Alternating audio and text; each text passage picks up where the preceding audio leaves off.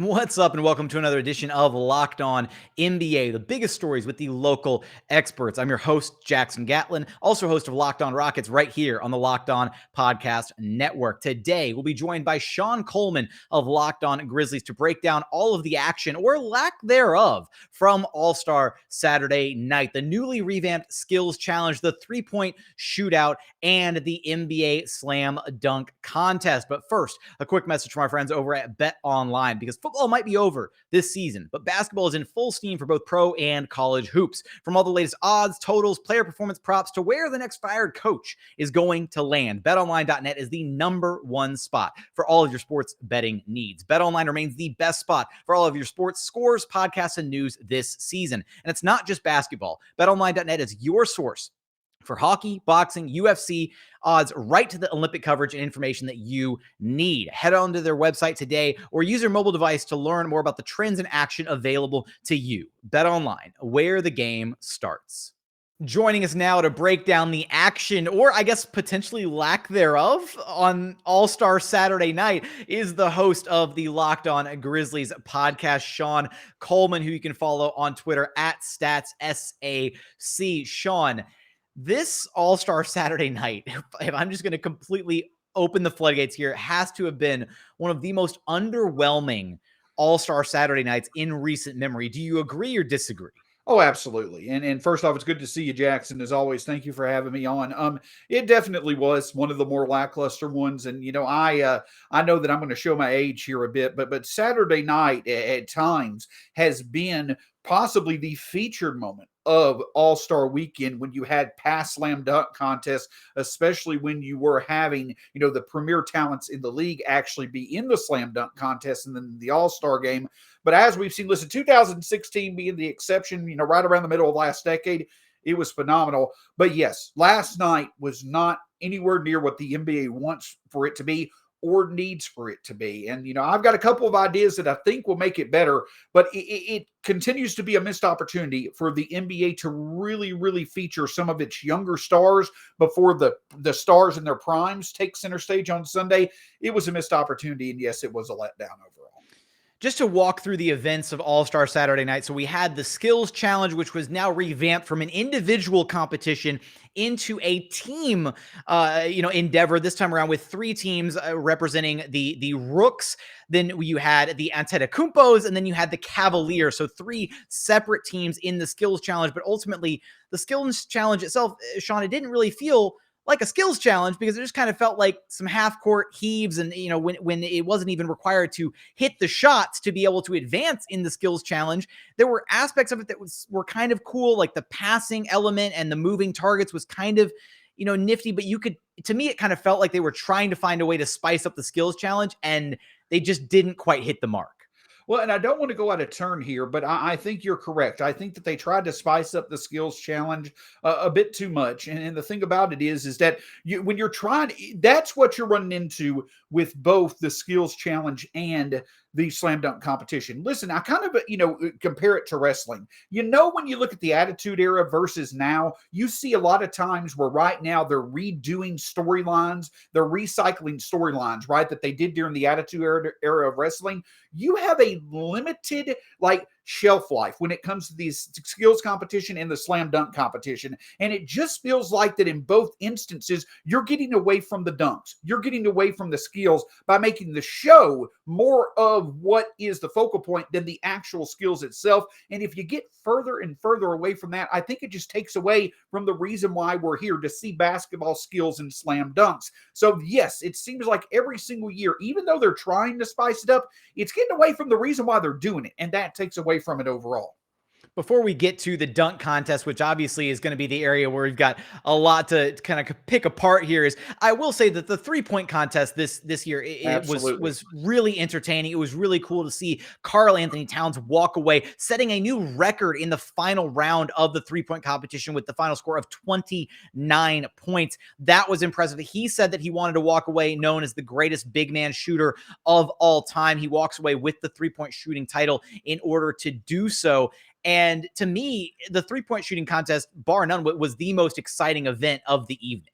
It absolutely is. And the reason why is, again, and I'm not trying to harp on my own point here, but it's the one event of these three on Saturday nights, Jackson, that still is focusing and featuring the skill itself. Because with the 3-point shot, it's a matter of who can be the best at this one skill. And it also is a great way for you to be able to get premier names in the event. Look at the lineups that were overall in the skills challenge versus the slam dunk competition. Now look at the 3-point shootout. I believe there were 3 all-stars and you had like 2 other rising stars in there. The overall amount of talent in the 3-point competition, you're going to have more premier names in it than the slam dunk or the skills competition. So it was an absolute standout event. You have the ability to feature up and coming stars like a Desmond Bain, plus your all-stars like Fred VanVleet and Karl-Anthony Towns. And kudos to Karl-Anthony Towns. I don't know if this makes him the best big man shooter of all time, but it was a spectacular performance nonetheless. It suddenly does. It certainly doesn't hurt his resume in that Correct. regard. That's for certain. Now, the premier event of the actually before we even get to the premier event of the night, I've got to say what was that shameless plug for Steph and Aisha Curry in the middle of everything, playing the Newlyweds game randomly on All-Star Saturday night. That was what completely took me out of the vibe of All-Star Saturday night, where I was like, what are we even doing here at this point? Exactly. And again, this is my main thing.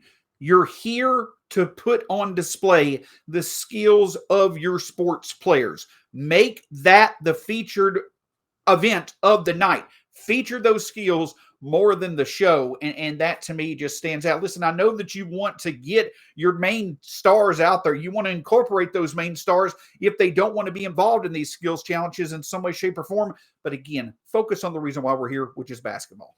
We also do need to, I will say, even though we may be a little bit frustrated with the revamped format of the skills challenge, we will give the flowers to the hometown team of the Cleveland Cavaliers squad that did win the skills challenge. Got to give them their flowers. Jarrett Allen, Evan Mobley, Darius Garland coming away with the dub in that first contest of the evening. But to the dunk contest, which is largely viewed as the premier event of All-Star Saturday. And this year, it was just kind of a letdown, Shawn. I mean, look, Obi Toppin walked away the winner, and he deserves it. He's been in the dunk contest before. He came back this year. He attempted some new stuff. I'd never seen a player attempt the dunk that ultimately won him the dunk contest, where he tapped the ball off the backboard and then flushed it afterwards. I thought that was cool. That was creative. But it still didn't have like that pizzazz, the oomph of some of the previous years of dunk contest participants. And to start things off, again, the first round of dunks was okay, but I think by and large, and this was highlighted, unfortunately, by Houston Rockets' Jalen Green, in the fact that there needs to be some kind of like a time limit or timer or something put on there, because ultimately when you take so many attempts, I think he took 8 or 9 attempts on his first dunk, you lose the crowd, you start losing the judges, and then eventually it just becomes, you lose all of the hype in the building when that happens. Agree completely. And listen, again, it comes back to the fact with the dunk contest now, you don't have the names in there. You don't even have, to the point of an Aaron Gordon or a Zach LaVine before he was an all-star or took off. You don't even have those names in here. So you're going to have less names. Again, the limited shelf life of the dunk contest. Again, I think we're kind of getting close to that ceiling, Jackson, where there's only so much you can do that hasn't already been done. You're not coming up with something new. A lot of times the best dunks are just adding a small, added ability of flair to something that's already been done. So here's my idea. We have 6 overall events that we look at in the All-Star Weekend. The Celebrity Game, Rising Stars Challenge, which I'm a fan more than I thought it would be of the new stuff going on. The skills, the 3-point competition, the slam dunk, and the All-Star Game. My idea is this. Friday night at 7 o'clock, do the Rising Stars Challenge. Do that 4-team tournament. Do that Clorox clutch thing. Give that night to your young talent in the league. I like that idea. Then on Saturday night, do your Celebrity Game. Do the 3-point competition, and then combine the skills competition and the dunk contest. Make the skills competition end with the dunk contest, and now you have your extra stuff, your Celebrity Game plus the skills contest, focused on Saturday night. And then obviously you've got the All-Star Game on Sunday. You feature your young stars on Friday, you feature the skills and the entertainment on Saturday, and you feature the main event on Sunday. I think that you've got the 3-point competition, which is fine on its own. You take the 2 weak links, which are the skills competition and the dunk competition, put them together, add the Celebrity Game. I think that adds up to make all 3 nights a fun event, and it also saves the skills competition and the dunk contest, in my opinion.